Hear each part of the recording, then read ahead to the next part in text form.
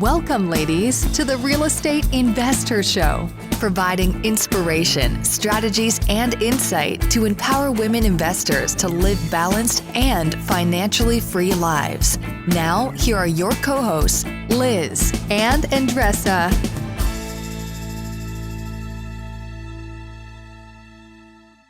So in today's episode, you're in for a real treat. We have Pongee Barnes. She is a seasoned real estate investor who focuses mostly on rentals in Chicago. And she's been doing this for quite some time. She started in college. What I really loved about today's interview and her story is we got into a lot around the importance of niches. And, we hear that a lot in our business of investing. There's a lot of different niches that you can get involved in.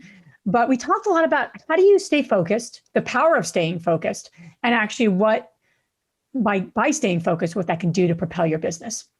Yes. And Pongee is a serial entrepreneur. And she also just launched a couple of months ago a series of books for children about entrepreneurship. I mean, and like how good is that? Mm-hmm. So we talked about it and we talked the impact that this is already having in her kids. And I'm sure you're not going to waste time. You're going to check it out, her books too. So enjoy this episode and let us know how it goes. Hey everyone, this is Liz. And this is Andressa. We are so excited to announce that our virtual summit is coming up on June 12th. Woo! This is our second This is our second annual virtual summit, and it's more than a summit. This is going to be an absolute experience to be part of, because we are not just going to be, planning speakers, amazing speakers, by the way, but we're going to be doing so much more than that. I want to really highlight that we're focused on 3 pillars, giving you content and information around real estate investing, around business, and around mindset and self-care, our 3 pillars of what we do in the investor organization. Not only do we have an amazing speaker lineup that's covering topics from lead generation, social media, raising money, creative financing, but we actually also have tons of bonus material of people of amazing women talking about strategies around land flipping and Airbnb in a box and much, much more.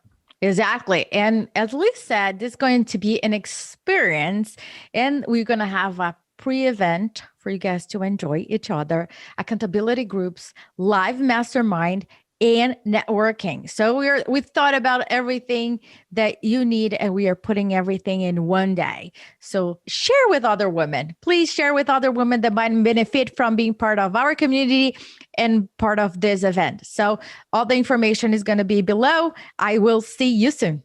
Welcome back, ladies. This is Liz. And this is Andressa. Welcome back to the Real Estate Investor Show, where we are on a mission to empower women to live a financially free and balanced life. Thanks for being back with us for another amazing episode where we jump into a woman's story and learn a lot about them, but more importantly, how they overcome all the obstacles and challenges so they can create a financially free life for themselves. So excited to have Pongee on our show today. She is an amazing entrepreneur. She is a real estate investor, and she has just come out with a book series to teach kids about entrepreneurship and financial freedom. So I'm personally so excited to have you on today. Thank you so much for having me. I'm excited to be here. I love what you guys are doing, especially teaching women and inspiring other women, because we know that real estate investing is dominated by men. And so I think it's great when women have a platform where they can be inspired by people that look like them. So. Yeah, and that's exactly what we're doing in really everything we're up to. And that's that's really my tip for today. And we like to share, ladies, one quick thing, one quick lesson, one quick something to bring into your own lives so you can make, you can create the life you want and take action, right? We're all about taking small actions along the way. So the thing I wanted to share with you is about literally taking action. So we have a free membership and we have a paid membership right now. And we're really excited about what we're up to with these ladies. And something we do on our mastermind calls is we put people in the hot seat and then they talk about something that's coming up for them, challenge, problem. And the women that are on share what they're up to, and then we all kind of pour into them, right? Give them suggestions, ask questions, give them the support they need. And the worst thing that happens on any of these calls or anything in life is when you give someone some suggestions and they literally do nothing with what you shared. And they don't have to take your exact recommendation, but literally they do nothing with anything that was shared. And that's not the case for the ladies that are in this membership. And I want to give a shout out to these ladies, but I also more importantly want to give a recommendation for everyone that's listening. When someone pours into you and they give you some recommendations, they give you some suggestions, and then you do nothing with it, it's almost like the conversation wasn't meant to be. And that's unfortunate, right? If someone's kind of pouring into you, really supporting you. So the best thing you could do is do something what they said, a version of what they said, so you can then go back to them and say, hey, you know what? I tried that. Thank you so much. And this is what happened. To not do any action, take any action after people are giving you suggestions and trying to help you, I think is like the worst thing you could do, because it's literally just like, it's like faint ears, it's like kind of like, so not that you have to do everything people say. I'm not saying that, but when you ask people their opinion and you get suggestions, do something with it and then let them know, hey, I tried that. There's nothing more amazing to hear when you help someone and that you actually help them. Like when people circle back, go, hey, that was really helpful when you did this. Like, thank people. Everyone wants to be thanked. I don't care who you are. I love when I hear that. Like, hey, that was a really great suggestion, or not such a good suggestion. No, but so that's my tip for the week is when people pour into you, do something with it and then circle back with them and thank them and appreciate them. To me, the worst thing is when they come back with the same thing. And I was like, wait a minute. Am I having like a deja vu here? And I heard this before, and we gave the tip because here's the thing: when you're not taking the advice because you don't respect or don't care about that person's experience in life, right? No matter what stage you are, we always have different types of mentorships, and I can be a mentor and I can be a mentee. And I know when I'm being a mentee, I always say like a student hat on, and I don't care if I agree or if I don't agree. My mentor is giving me an advice, and I either follow and test it out, or I just be like a stubborn person and just like, yes, but, right? Yes, but the yes, but is not going to give me anywhere, right? So try it out. At least give a chance. Give a chance. People are pouring into you. Give them a chance. If you agree or not, it doesn't matter. Just give a chance and take action.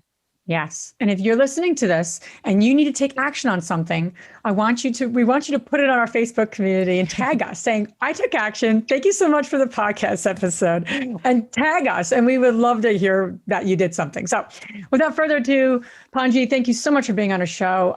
We always like to ask these amazing women like yourself who come onto our show, what propelled you? What inspired you to start investing in real estate? And for you, you did it while you were in college. So, please share with us that kind of what inspired you to jump into this business. Yeah. So I started in 2005, and we know that was like, the time of the boom in real estate. And so I was inspired by all of these TV shows. I saw TLC, HGTV. Every network had like some type of flipping show. And as a broke college student, I'm like, I can do that, because back then you were basically looking at people say, I put some carpet in a property that I bought and I walked away with a closing check for $100K. So in my mind, I'm thinking, oh my that gosh, sounds good. I can go paint it. Right. I can go paint a house and put some carpet down and walk away with 6 figures. Yeah. And so honestly, back then it was so easy to get a loan, right? You just like, can you sign and do you have a heartbeat, right? So it was not a lot of requirements to get a mortgage. And so I basically was able to get a mortgage back then. And my first deal was horrible. I didn't make any money. Actually, I wound up bringing money to the closing table. So yeah.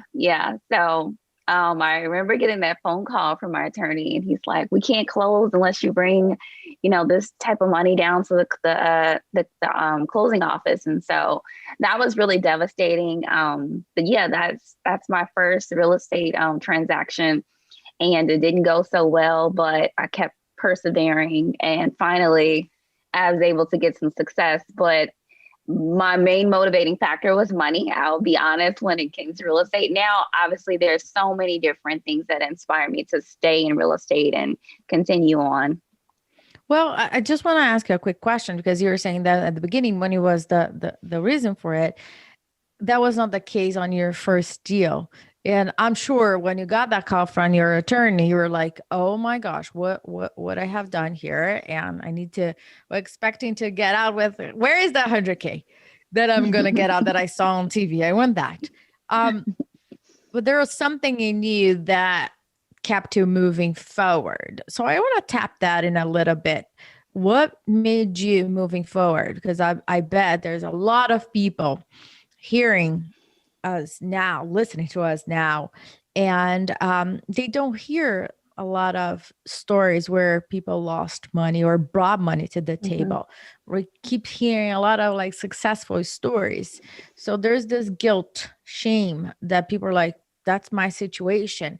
But the most important thing is like the perseverance. So I want to tap on that very quickly.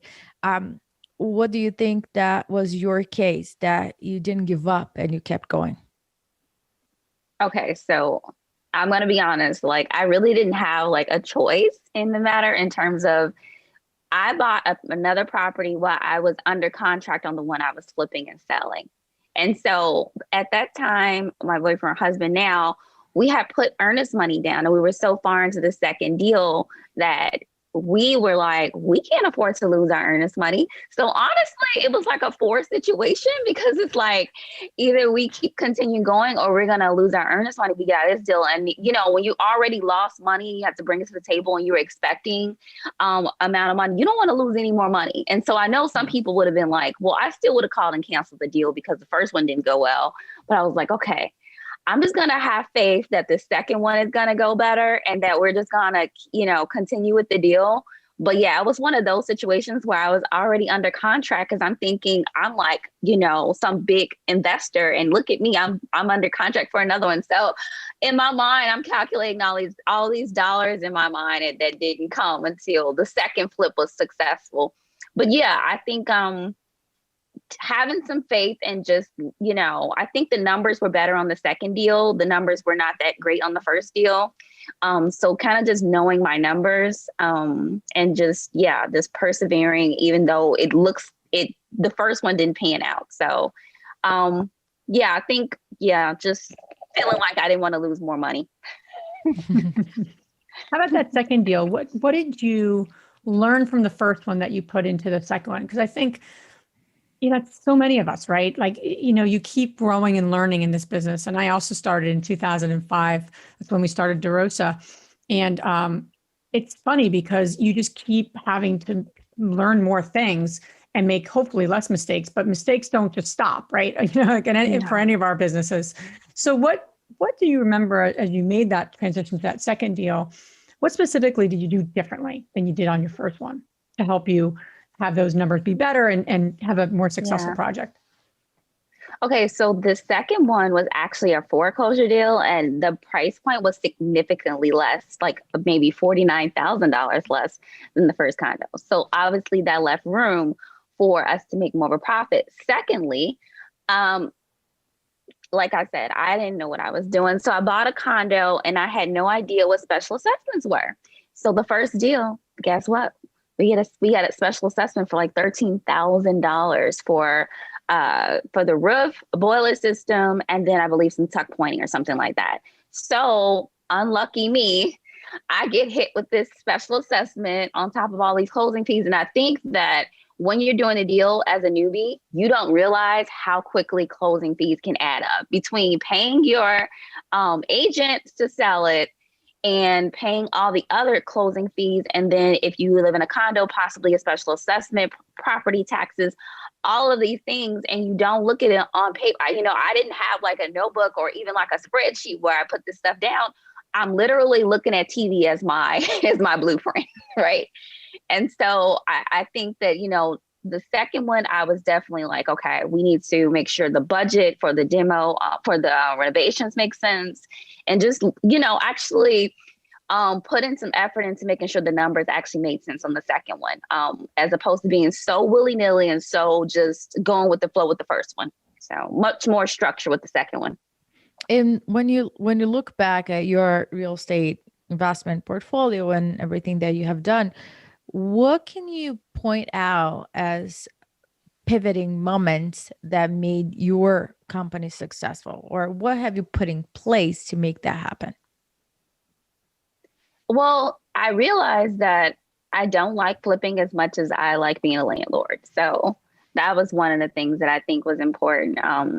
That has, made us be able to have success is that I was really like, someone had talked to me in the beginning about being a landlord. And I'm like, oh no, for some reason I had like a really negative like perspective on what a landlord looked like. And so I was like, I don't want to do that. And eventually my realtor at the time finally talked me into buying a buy and hold piece of property. And after that, I was in love. And so now it's like, all I want to do is just do buy and hold. So I think just learning what your niche is, right? I think that as a newbie, you can't be all over the place, right? I do think you can try things. Like sometimes people get into it and they start wholesaling. And then their next one is flipping. And then they gradually buy and hold. But I do think you need to sit down and see what works for you and what your time schedule allots for, because not everybody has the time to be a landlord, even though you can delegate that out and get a property manager.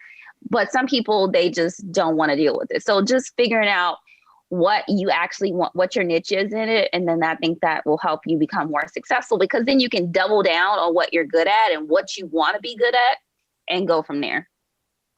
That's incredible. And that's really, I think for as I think about my mistakes I made early on, and then what I did differently when we really focused on multifamily. I mean, I remember talking with my husband and being like, we really need to focus because we're all over the place here. Because, and I think that happens a lot, and maybe we were young, naive, inexperienced. That didn't help, but that kind of helped because then we didn't know all the risks that, all the things that could actually go wrong. Right. Right. But, learning, going, double downing on a niche, I think is a big topic for a lot of women, a lot of obviously investors. And it's not always easy because there's a lot of things out there, even all the women we interview. I'll talk to someone and they talk about what they're up to. And I'm like, awesome. Like, that's so interesting. I get so intrigued, even now, because I have that, type of personality in me. What do you find to be, or what would you suggest to the women listening that hasn't really doubled down on that niche yet, that hasn't really said, this is it for me, I'm going all in? Maybe they've dabbled a little bit. They've done a flip, they have a rental, they have an Airbnb property, they've kind of dabbled a bit and had some success, but had some, challenges, and they're really looking to focus. How do they know which one to focus on? What would you say? What helped you come to that realization? Flipping's not for me, rentals are for me. So what was that, process for you, and what can you suggest to the women listening to get focused for themselves? Yeah. So like, I'm also one of those people that kind of be all over the place a little bit. I have to, to force myself to focus. My kind of woman. My kind of woman. You. Yes. Like someone tell me like, I'm doing mobile homes, I'm doing like storage. And I'm like, oh, I'm on Google researching that. Yeah. Same here. So, but I will say that you will find more success. I believe, that the riches are niches. And I think that the more you focus and narrow your focus on what you think that you can find your success in, I think the happier you'll be and the less stressed you'll be. Because trying to manage contractors and doing flipping, in addition to also doing your rentals, in addition to also trying to wholesale, like you're going to find yourself where you're not great at anything.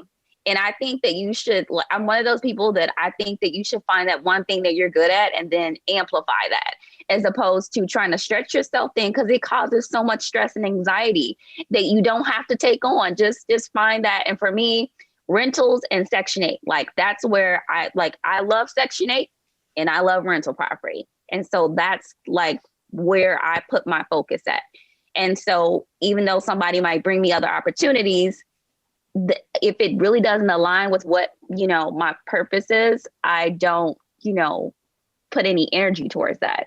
The same thing, I'm even like niching down in terms of what I want for rentals. Like I personally don't like multifamilies. I don't. I love single family homes. And so, when people bring me those deals, I don't always, look at them or even consider them, because I know that when I wrote my plan down, like, cause I think that's a good idea, is just kind of mapping it out and putting it on paper. And for me, it's even on my bathroom wall because it keeps everything in perspective, and it also allows me to be accountable. And also I'm big on like marking things off my checklist. Like it brings me joy to say, okay, I did this, I did that. So I think it's so important to have that like framework that you just sit down one day and figure out like what you want to do. And then that way you won't deviate from the plan as much. It's okay to be open to new opportunities, but don't get so far off the road that you don't even know where you're going now. So I think that was important for me, is that I love single families, I love rentals, and I love Section 8. And so that's where I put my focus. I think that many times people can get confused with real estate with like clothing design trends, like as if, right? Oh, now we're not using low cut jeans anymore. Now it's like baggy and whatever. And then there's like, oh, now the highway is wholesaling. Do you see so many people showing their money, how much they made, and they didn't have to flip, whatever that is. Oh, let me go to that way. I totally agree with you that there's no right or wrong here. That's what works for you, for your family. That doesn't mean that you're going to dismiss the opportunity. You're just going to try it on, see if it fits. If it doesn't fit, you let go. But, it's just like the shiny object that people keep moving from one thing to another without perfecting it.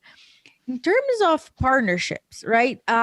Talk to me about your experience and what worked, what have not worked in terms of partnerships. You mentioned your husband. I'm curious to hear if you created different partnerships or you chose to do a different types of strategy in order for you to scale your business. Okay, so I only have a second partnership that I've done with my brother, and I cannot tell you the verdict on that. We're still working on that. So it is a 3-unit property. It's a multifamily. It's 1 residential unit. It's 2 commercials. So I like this deal because I've always wanted to get into commercial. So this is 2 storefronts and a residential apartment upstairs. And so we own it together. And so we're just working out the kinks on our things. And I think making sure the most important thing is having like an operating agreement and having things on paper, right? So we're on great terms right now. And I don't want to be to the point where I don't want to go to Thanksgiving dinner because my brother pisses me off and we fell out over money, right? So now that, everything is the perfect time to make sure that all of those things and expectations and the way, the money should be divided, even down to speaking to my lawyer about what it looks like in my living trust. If we should pass away, how much of the percentage my kids should get, right? So I think that when you're dealing with partnerships, you need to make sure that the person that you're doing business with, you have the same values that align, the same goals. Also, I think you should have different value sets that you bring. So maybe this person is really good, or maybe they have really great credit and you have the experience, or I think you guys should have complementary interests as well as value sets that you can bring to, and then communication is so important, especially in the beginning when you're first getting started, and making sure that communication is documented, right? Because conversations happen all the time, and then people, when you're on the bad side, people don't remember these conversations. So this is like my first time outside of my husband having a partners, make sure it doesn't end in a negative way, and I'm still able to have Thanksgiving dinner with my brother. And so this is my first time at it, so it's very new to me. But I think that women should definitely be open to partnerships, because I think you're right, it can help scale your business so much quicker, and especially if you're able to get with someone who has like that experience, that's really important. Yeah, when it comes to family, our first private lender was my father. And we used both of our parents to lend us money over the years, really, mostly at the beginning. And people are often just going into business with family without anything in writing. And that just is a Right. disaster. I mean, this really is a disaster because you think it's family or Absolutely. friends. It's like that's operating agreements, and agreements in writing are important for any partnership, especially family. Yeah. More importantly in family, because Yes. you're right. The conversations you forget. I mean, I don't know what I did 2 weeks ago, honestly. I think I do, but I have to look at my calendar, to be honest with you. I really don't. You have kids, you're like, I don't even know what I did yesterday. But regardless, Yeah. so family, I always like to say, they're like, oh, should you do business? Yeah, you can. There's nothing wrong with that. It's just be really clear on expectations and interest payments and what people are due. Yes. And you treat them like and mostly we had investors, right? So they were lending us money. They weren't like active day-to-day partners with us. But that's even worse, right? They literally lended their inheritance, my future inheritance to us, right? So I want to make sure I protect that. Right. So, Yes. so in terms of your new venture, so talk about pivoting, right? And you are probably in the truest sense a serial entrepreneur in that you started a new business and basis of what we were just saying. So investing is your jam, as they say, and single family homes. You're doing something with your brother and growing your empire. Tell us a little bit about how this new publishing children's books came to be, and tell us a little more about that. Yeah. So in 2019, someone asked me to speak to the children about entrepreneurship and what that looks like. And so it was about like maybe 10 or 12 of us in a gym room talking to the children about entrepreneurship.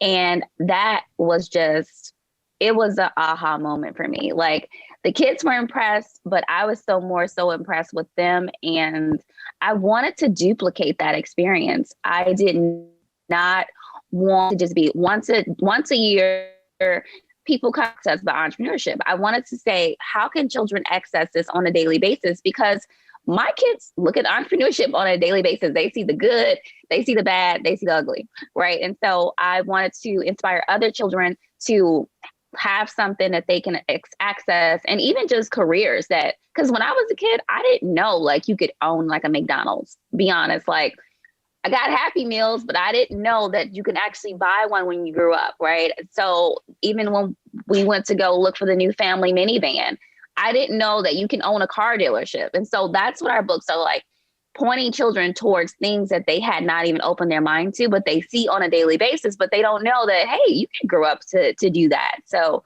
that is the crux of our books. And just also giving that foundation, because when I went to college, as soon as I went to college and I was on a college campus, I was bombarded with credit card offers, but I had no education on how to properly use credit, right? So like most college students, you get this money and then, you're not responsible with it. And sometimes some of these kids don't even think they have to pay it back. And so, sure. Like they just, right. Yeah, sure. Of course. No payback. It's just, it's free money. Yeah. Exactly. And then they want to buy a house 5-6 years down the road. And they're like, what do you mean my credit is 432? Like, and so we have to tell these children early on about how important credit is, how to use it, what a mortgage is. So that has just been my focus right now. I'm still doing my real estate, but really Little Owners is something that is really near and dear to my heart. And it's a family venture. My boys enjoy, showing their books and things because they co-wrote a couple of the books. So it's definitely been something that the family can enjoy together. I love that. And I'm gonna check all out because my child wants only one so far. Sometimes it feels like multiple children. Yeah, right. we read tons of books, and I don't think we start early enough to start those conversations. And I heard about it's a child psychologist that was saying that there's no such thing about reading big words to your children. You can read it at any time. So for you have, I'm sure, read and co-author with your kids. What do you see in them? Like, what are the impact of those books, the entrepreneur it's making, like their mindset, and what do you see already that you're like, oh my gosh, I can imagine what you're going to be in the future or do in the future because of the mindset? Are you able to see those results right now at their young age? Yeah, I feel like I'm starting to see it now. I see leadership qualities for sure. My children are pretty shy. Me and my husband are kind of like introverts. So we're probably like a family of shy people, but I can see them with the books. They're kind of growing their confidence and they've read them to their classmates and they're presenting them. But I do see the mindset change because even like during maybe sometime last year, there was a game system that came out that was released. It was Xbox or PlayStation or something. But my oldest, Benjamin, came to me. He's 10. And he said, Mom, I want to buy some Sony stock because the PlayStation is being released. And I think the stock market, I think that stock price is going to go up. And when he made that connection, like, I was like, oh my goodness, all of this nagging and being annoying to my kids and stuffing this down their throat is finally paying off. Like they're finally making the connection that, the financial part of it, like when you're, I try to teach them about being a consumer versus as an investor. And now they're finally making those connections on their own without me having to say, hey, this is cause of this and that. Now they're seeing for themselves. So that is just awesome. I love that. It's funny. You don't realize sometimes they're actually picking anything up. My kids I have a 7 and a 4-year-old. And, when we talk about something, my husband and I work together. We also have 2 different businesses and, conversations usually like something going on in our business. So someone needs some counsel about something. And we were talking about, one of his team members just shifting some things around. And my son said, oh, are you going to fire them? And we're like, he's like, well, I don't really think I'm going to fire him. We're going to try to figure out how we can better work together. And well, what are you going to do? Like, he was really interested. Meanwhile, he was coloring. I didn't even think he was listening, honestly, because we would start talking about business but they are listening. They're listening to everything. Yes. Like, okay. And then you stop, you're like, this is a teaching point. This is a great opportunity to talk about, okay, not everything's going to go roses and sunshine. You have to keep, and then you have to, okay, how are they going to get that?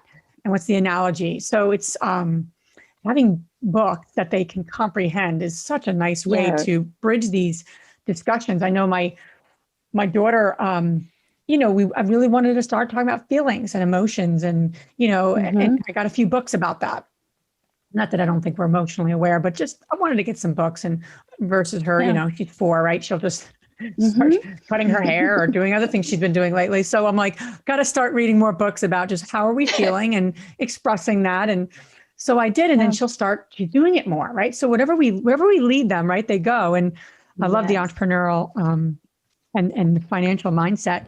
Where do you see that going for yourself? Do you, in terms of like, just financial education, what's on your horizon? I mean, I'm sure you have something on your horizon. The fact that you wrote 8 books in 6 months is pretty impressive. We're on number 13. Yeah, we're on number 13 now. Okay, so, awesome. So it's been pretty incredible. Just the amount of parents that have taken to these books and educators. We've had these books in the Boys and Girls Club, YMCA, the school system. So for us, the goal is to get them into the actual school systems across the country. We feel like this is needed inside of the school system. So that's what we're working on. It's just making those connections and partnerships so that children can have access to this at an early age and not, wait until they're college students. So, and then also just, having something for teenagers as well. And I know there are products out there that teach that, but Little Owners just wants to have that extension for preteens and teenagers to have something that they can also look to and a lot more, in depth because they're older and they can kind of like process things a little more. So those are what our goals are, is to, get into the school system and also retail. We have a book signing at Walmart. So we're excited about being in Walmart. Great. Yeah. So Friday we have our book signing for 2 hours at the local Walmart by my house in Chicago. So we're excited about, the future of Little Owners. That's really awesome. And that's exciting that you could do it as a family. Yeah. Because really entrepreneurship is a family endeavor. And, It you is. have to be really mindful and intentional about it, especially when you start to, I know for us, we've started to buy properties out of state. So we're not there all the Mhm. time. Not like the Right. earlier days where everything was close by. I said to my husband the other day, we have to take a road trip and we have to they need to see some of these buildings. That's really important. Yes. I mean, it's almost like make believe, if not, like to your point, like going Right. to the book signing or going to the classroom. Yes. It's like real, and they need to Yeah. see it and feel it. Quick question too: how were you able to make sure your real estate investing company was maintained and growing while you got into this new venture? Just like anything in pivoting, right? It takes a new focus, new energy. So did you have to put certain processes in place? Did you have those processes in place already? Do you have someone kind of helping you there? Like, how did you set yourself up for success to grow one new venture and maintain another? Well, we're struggling, but it's getting there. But a lot of the contractors that I've been working with for years, so they understand the processes. So a lot of it doesn't have to be as like I don't have to be there on site all the time. It's something that I can give them instructions and follow up and make sure they're doing it. Also, because my brother is a part of this particular one that we're doing, he is able to kind of because I'm kind of mentoring him, he's able to kind of listen and I'm delegating things to him and he's able to do that. So that's been a big help, is that he's on the team and he's able to help out with the real estate aspect of it. We are definitely interviewing for a property manager. We've had them in the past. I've had two. I've fired two. The expectations just weren't there. I think the larger companies, I feel like we got lost in the sauce because I feel like they have people that have 100, 400 units and they are the priority. And then, with us, it's like, a afterthought. So just finding somebody that, is sitting down and having those talks and interviewing people and having my expectations about it. But that's our next step, is to getting property management in place. But yeah, it's definitely been hectic for sure. Trying to do all these things. But I think delegation is definitely key, and making sure you have the people in place that you can trust, that you don't have to micromanage. I know when you're getting started, you don't have a lot of people that you can trust because you're just getting started.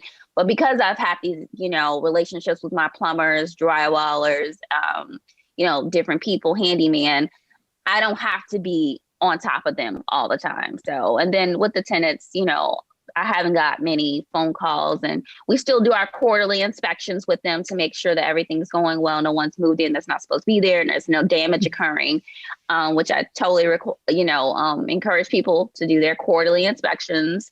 That way you don't have, these pictures that we see on social media of the house being trashed. I'm not saying that someone could do that in one day, but typically that's like a process leading up to, right? So but I have not mastered it, is what I'm going to say.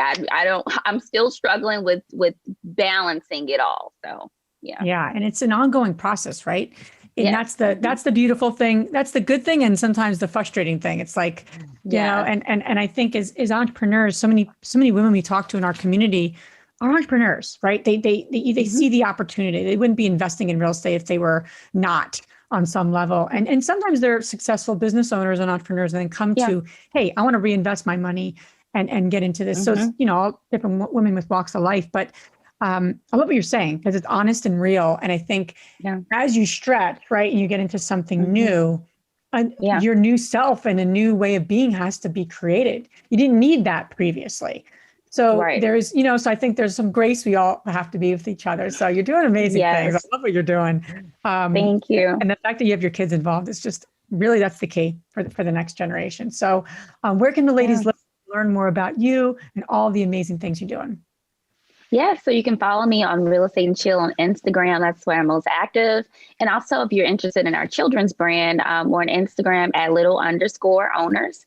And our website is littleowners.com. And that's where you'll find all of our books and everything. So, and Amazon as well. But this was definitely a pleasure. And I hope that this encouraged some women out there that are struggling. Just know that, like you said, Liz, it's an ongoing thing. You're constantly learning, constantly changing, stretching yourself, and finding, different ways to be successful. So Exactly. yep. So all this information you guys can find on our show notes. Now we're going to transition to our fabulous 3 questions. And the first one is, Pongee, what's the most transformational book have you ever read? I would say Rich Dad Poor Dad. I read that book. My father gave me that book when I was 13, and my father is an entrepreneur as well. But I read that book and it changed my whole perspective. So when I was a kid, I wanted to be a lawyer because my parents kept telling me I was going to be a lawyer. And so, but then I knew that if I was going to be a lawyer, I'd own my own law firm. Right. And so that's the message that I sent to my children. Like, you don't have to be an entrepreneur in terms of like taking on this real estate and only doing that. You can go to medical school and be a doctor. Just own your own, own a medical firm. So that's kind of like the message that we send to our children. You're going to be a plumber, own your own plumbing company. So yeah, but Rich Dad, Poor Dad for sure. Absolutely. The second question is, what's the most powerful routine that you do to create a financially free and balanced life? Financially free. So my husband and I do sit down monthly to look at our expenses and helps us keep in check on like our personal debt and as well as our business and where we could actually tighten up at. So my husband is one of those people that will get on the phone with customer service to argue and threaten that he's going to leave a service in a minute, right? So he will get on the phone with our insurance company and claim he's going to take the entire portfolio somewhere else if he can't get the rates down. He'll do this every 6 months. He's also the type that will get on the cell phone and get our bills done. So he's really good at figuring out, okay, we're paying a little bit too much there, or can we get this reduced? And just going over that monthly really kind of just keeps everything in check. And it also helps us expand our goals. So maybe we're incurring too much personal credit card debt. Okay, so let's figure out what we need to, budget more for this and things like that. So I think that's important to have those financial, if you don't have a spouse, just with yourself or with, someone that's maybe an accountant, to kind of make sure that you are on the path to where you want to see success financially. Great. Last question is, which woman, famous or not, has inspired you the most? I'm going to say Oprah has inspired me the most. I have been a huge fan of Oprah, and for me, it's the entrepreneurship thing. I love the fact that she owns her own publishing company, media company. And I love the fact that even when she had her television company, she was the one that produced it. And then to go on to do OWN and to also, I love the way she uplifts other women, right? So with her Christmas list that she has every year, Oprah's favorite things, that has helped so many women with their business go viral and be so successful and become millionaires overnight. So I love the fact that she gives back. So I'm going to say that Oprah has inspired me the most in my life. Pongee, thank you so much. This is awesome. Thank you so much for being on our show, for sharing yourself and your all your tips and kind of path on journey that you've been on, and just love what you're up to.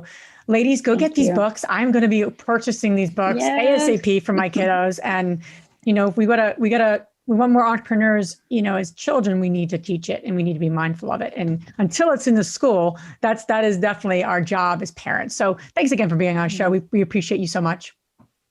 Thank you so much. Thank you, ladies, so much for having me. You guys are doing God's work and inspiring all over the world. So I appreciate that. If you enjoyed this podcast and want to receive updates on our next interviews, go to our website, therealestateinvestor.com. There, you can subscribe to our show, become part of our investor community, and get updates on upcoming episodes. If you like our show, please share it with other women who would benefit. And don't forget to leave us a rating on iTunes. We'd really appreciate it. And as always, we encourage you to take one action as a result of today's show and put it into motion so you can live both a financially free and balanced life. Thanks for spending time with us. Ciao.